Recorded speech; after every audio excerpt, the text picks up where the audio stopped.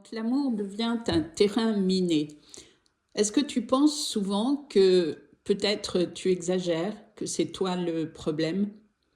Si c'est le cas, alors peut-être tu n'es plus à ta place dans cette relation. On ne voit jamais vraiment la toxicité arriver, à cause de l'ignorance, bien sûr. On n'a pas été préparé à voir, on ne nous a pas appris, on ne nous a pas expliqué.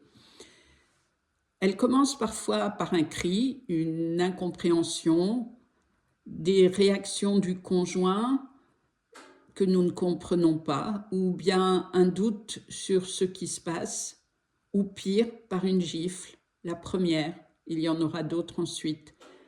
Puis ton conjoint fait en sorte que tu doutes de ce qui s'est réellement passé, te disant que ta perception est fausse ou bien que tu inventes. Il te fait douter et tu finis par croire, peut-être, qu'effectivement, tu te trompes. La réalité, c'est qu'il veut te contrôler et diriger ce que tu as le droit de ressentir ou pire de dire. Comme tu n'as pas une très grande confiance en toi, sinon il ne serait pas avec toi, forcément, petit à petit, tu t'adaptes à ces injonctions. Tu changes ton ton, tes mots, tes gestes, tu anticipes, tu surveilles, tu t'ajustes pour éviter le prochain malaise, la prochaine critique, la prochaine froideur, parce que c'est ainsi souvent qu'il te punit. Et tu te dis parfois ou souvent, c'est moi, je suis trop sensible, je prends trop à cœur, je devrais être plus forte. C'est exactement comme ça qu'une relation devient un terrain miné. D'une certaine façon, toi, tu avances, tu vis ta vie, du moins ce qu'il en reste, mais en réalité, tu n'es plus libre. Une relation toxique, ce n'est pas qu'une personne toxique, c'est un système où les deux s'abîment. Un système où la confusion remplace la clarté, où la peur remplace la spontanéité, où la vigilance remplace la confiance. La toxicité, c'est quand tu ne peux plus être toi sans risquer quelque chose. Alors demande-toi, est-ce que tu te sens en sécurité d'être toi ici et maintenant? Si tu hésites, c'est déjà une réponse. Et tu mérites un espace où ton système nerveux peut enfin respirer. Parce que la toxicité, ce n'est pas le conflit, c'est l'effacement. C'est une personne qui veut garder ta compagnie pour remplir son vide intérieur, mais tout en t'effaçant. En fait, elle a envie que tu sois là, parce que souvent elle a besoin d'un punching ball, mais elle voudrait que tu sois transparente.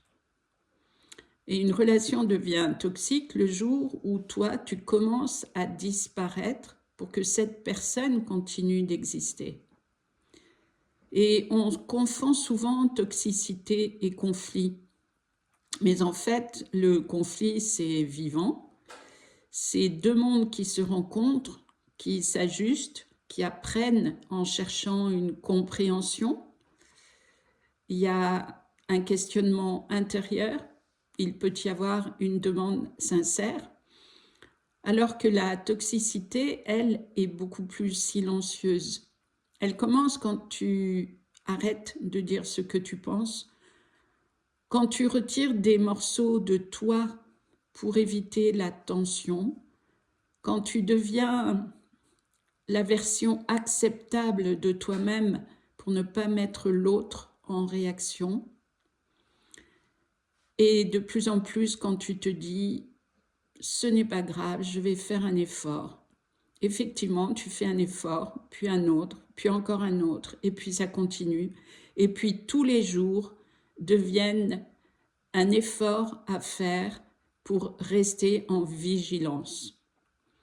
Et à un moment donné, tu réalises que tu n'es plus dans une relation parce qu'elle n'existe que pour toi. Tu es la seule à la porter.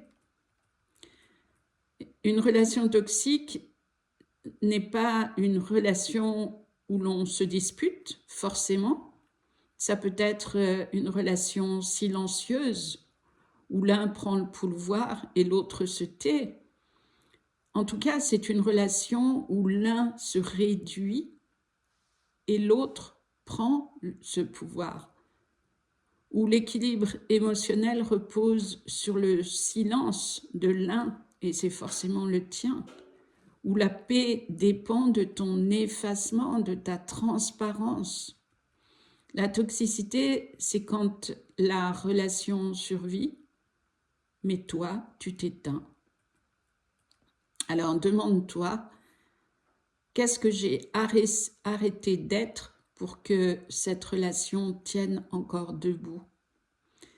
Et si la réponse te serre la gorge, c'est peut-être le moment de te remettre au centre de toi-même et de te poser les bonnes questions. Parce qu'une relation devient toxique à partir du moment où tu t'excuses d'exister, que ce soit dit ou pas. Si tu t'excuses d'être fatigué, sensible, occupé ou juste toi, c'est-à-dire de ne pas correspondre aux attentes de l'autre, ce n'est plus de l'amour. C'est un pouvoir, le tien, que tu donnes à l'autre. La toxicité ne ressemble pas toujours à de la violence. Parfois, elle peut ressembler aussi à « désolé, je suis fatigué » ou bien « j'ai pas fait exprès ». Certes, mais il n'a plus de respect pour toi pour n'avoir pas fait attention dans ce cas-là. Ou bien il va te dire « désolé, j'ai besoin de temps ». Alors toi, tu ne comprends pas, tu te dis que probablement c'est vrai, et tu cherches à te protéger sans forcément savoir de quoi.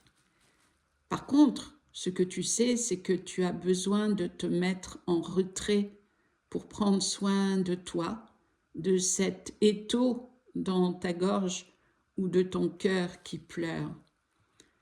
Parce que tu vois bien que tu t'excuses pour tout, continuellement et tous les jours, pour ton rythme, pour ton humanité, pour ta présence, pour ton absence, pour ta sensibilité, pour tout. Et l'autre, consciemment ou non, prend l'habitude que tu te justifies, que tu te plies à ses besoins, que tu t'adaptes à lui. En fait, tu n'as strictement aucune importance pour lui. Tu deviens responsable de son confort émotionnel et coupable de ton propre vécu, de ce que tu ressens à l'intérieur de toi, de ce que tu vis. Ça n'est pas équilibré, ça n'est pas justifié ni justifiable. Une relation devient toxique quand la culpabilité devient ton langage quotidien. Comme si tu pensais, et tu le penses parfois, que tu n'es pas comme il faut. Ou bien tu t'excuses de ne pas être comme il veut. Mais aussi quand tu portes ce qui ne t'appartient pas, c'est-à-dire son histoire, son enfance, ses souffrances, et que tu oublies que comprendre n'implique pas d'accepter.